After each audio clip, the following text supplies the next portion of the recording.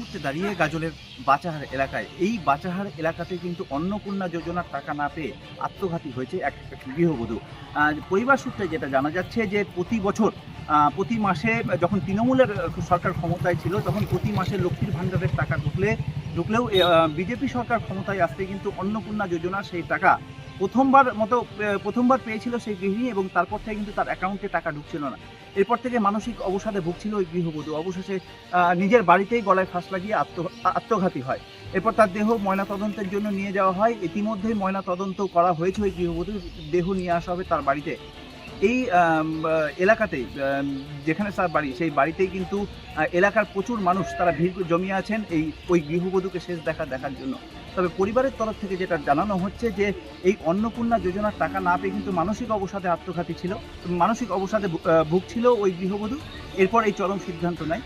যদিও এই ঘটনা নিয়ে তারা লিখিত অভিযোগ দায়ের করেনি, তবে অন্নপূর্ণা যোজনার টাকা না পেয়ে যে চরম সিদ্ধান্ত নিল গৃহবধূ, এ নিয়ে মুখ্যমন্ত্রীর কাছে অভিযোগ জানাবেন।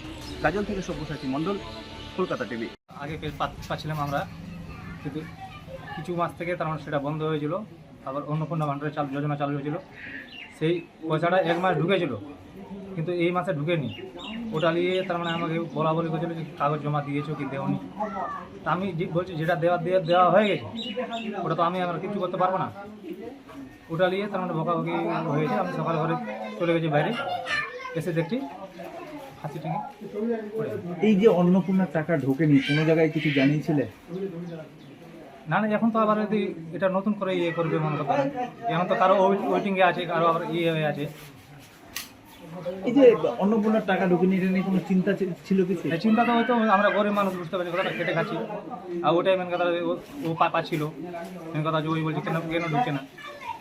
কখন ফাঁসি নিয়েছিল কোথায়? ওই আমি গিয়ে দেখছি যে বারান্দায় ঝুলে আছে, দুয়ার খোলা। কিসের সাথে কি দিয়ে ঝুলেছিল? ও নিচের উন্নাটা দিয়ে। তারপরে কি করলেন? আমি গিয়ে সঙ্গে সঙ্গে যে দেখতে পেলাম, খুলে তখন দেখছি কিছু নাই। জল দিলাম, কিছু বোঝা যাচ্ছে। আচ্ছা, এটা নিয়ে কোনো জায়গায় অভিযোগ জানাবে যে অন্নপূর্ণার টাকা না পেয়ে যে আত্মহত্যা করলো? হ্যাঁ, বলো। ওটা এই জন্য তো মারা গিয়েছে, এটা আমাদের অভিযোগ জানাতে হবে। কোথায় অভিযোগ জানাবে? মুখ্যমন্ত্রীর কাছে।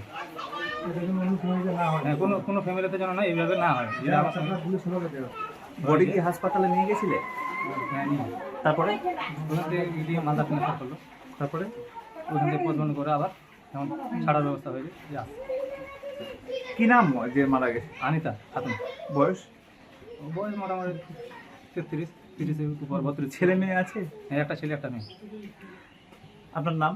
ইনজাম আমল হক। কে হন? স্বামী। বাড়ি? বাড়ি বাঁচা।